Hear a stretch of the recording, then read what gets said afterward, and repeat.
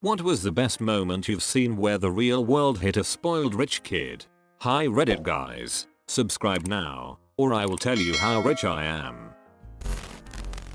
Somewhat distant relative spent all of his university years and 20s partying hard with the circa 100-120k allowance his rich company owning father gave him each year.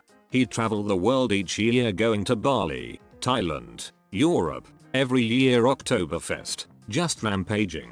At 32 or so he decided to settle an upscale ski resort area of the US and open a business with his hot gold digger fiancée. When he went to transfer his money to his US bank account he noticed it only came to a few $1,000s. He angrily asked the bank worker why she hadn't transferred the entire amount only to be told that that was the entire amount. His father had cut him off without saying anything and he just hadn't noticed. Absolute flatline.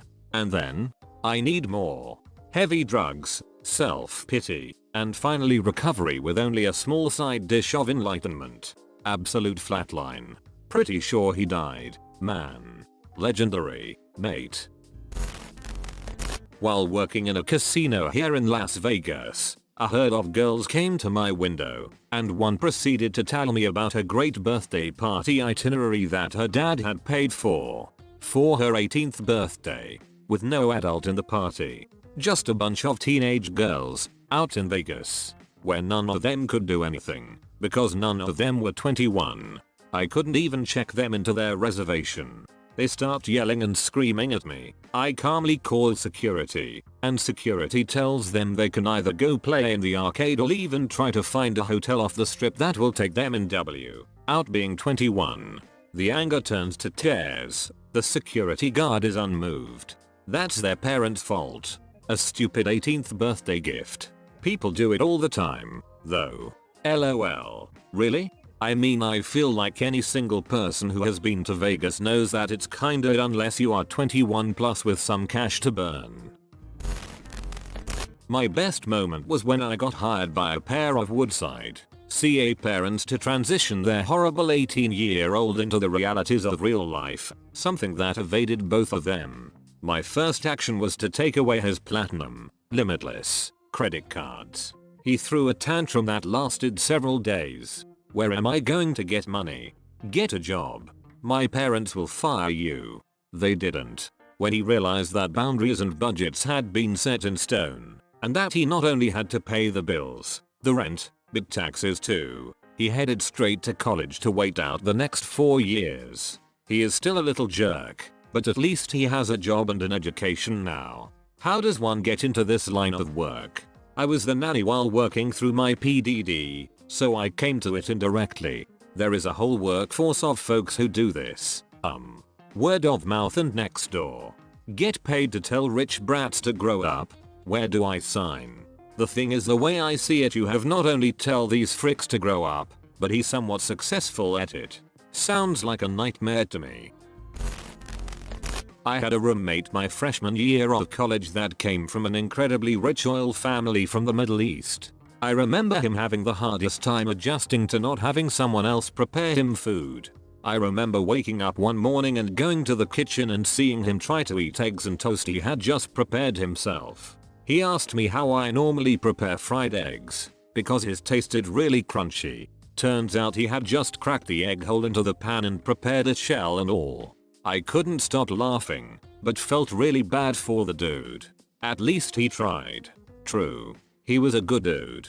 Was an interesting semester helping him learn how to live providing for himself. Similar thing for me, we had this Middle Eastern basketball player in the room next to us first year of college. He'd tell us incredible stories about his life, even got chased by an army for courting a princess. He just was extremely clueless when it came to interacting with people here.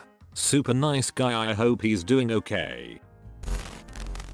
No joke here.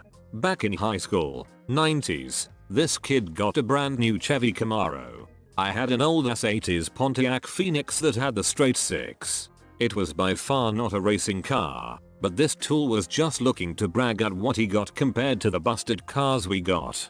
About 2 days later, while we were waiting at a stoplight, this idiot tries to race us as I am in my car and I pull up with my friends. He does starts by revving it really loud and tries to do a burnout. Mind you, the light was red and the roads were not wet. So he managed to get a tiny burnout going, some smoke and whatnot. When his tires did catch traction, he went barreling into the intersection and smashed the car of the wife of one of the very few cops in my small city. Needless to say, that didn't work out for him very well. At the start of this I thought you were just explaining the plot of Tokyo Drift with slightly different cars. Don't know if I'm happy you weren't bamboozling. Same. I was sitting here waiting for the punchline about Dopey being sent to Japan to live with his father and becoming a drifting legend after a run-in with the Yakuza. That's some Marty McFly it. I knew this rich kid from high school that went off to college and partied every single night. His parents found out that he was failing basically all of his classes, so they secretly drove up early one Saturday morning with the spare set of keys to the car they had bought him and just drove off with the car. I knew a guy in high school who bragged that he didn't have to pay attention in school because, get this, his grandfather was a vice president of the corporation that supplied the cardboard for cereal boxes for General Mills. Real gravy train, you know. Last I checked, since deleted Facebook he was still working at Best Buy 5 years after high school, same job he had in high school. I don't think my father, the inventor of toaster strudel, would be too pleased with this. Let it out, honey. Put it in the book. I had a friend in HS who claimed he was an heir to the Sunny D fortune. Did you ever go to his house? What was in his fridge? Purple stuff? One of my college roommates told his parents the trip we were planning, that they were paying for, was $400 more expensive than it was, so he could buy a really nice bong. In addition, they basically paid for everything he wanted. He had their credit card and ordered food on it at least once daily. He also would make $50 purchases off the card pretty regularly. Long story short, they found out he lied about the cost of the trip. For whatever reason they still paid and let him go. But after the trip he could not use their card anymore. This dude acted like he lived the hardest life of all time afterwards, but eventually sucked it up. He actually acts way less entitled now. It ended up having a lasting positive effect for him, even though he wouldn't admit it. That one Instagram model who got caught on video talking it to a security guard at VidCon. Not only did the guard stand his ground and not let him in, because he wasn't famous enough to be given a pass and too rich to just buy one, but once the internet saw the video the guard ended up with more followers than the kid. Classmate in college failed his course. Partied for a year with daddy's money. Never studied. Ever.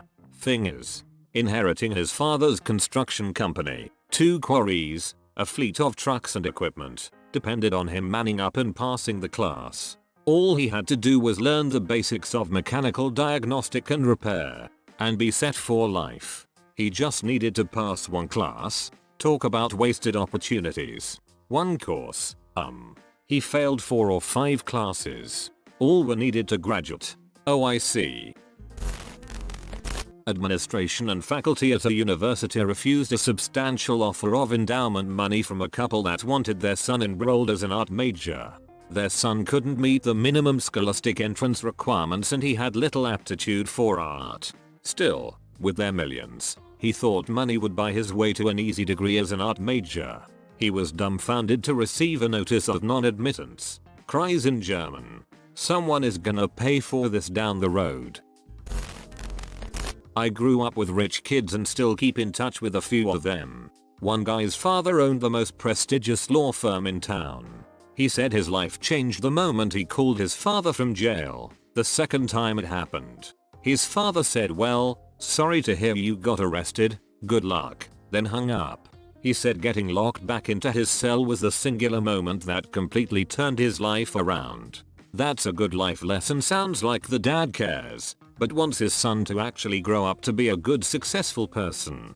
Do you know if he actually turned his life around and got better from there? Yeah, that sounds sensible. Of course you'd help your kid out the first time. Getting arrested twice is a problem the kid needs to work out himself. Call me once. Shame on you. Call me twice. New phone. Who dis? My grandfather was the same way as an attorney. Father. A favorite family story is when my uncle called him from a police station on a Friday night. He was in high school at the time and got caught drinking. My grandfather answered the phone and simply asked, "What did you do?" And my uncle responds, "Nothing." "Great, tell them to let you go," hangs up the phone and goes back to sleep. Both my uncle and the police were stunned, but it being the weekend, my uncle ended up having get transferred to the county jail until Monday morning.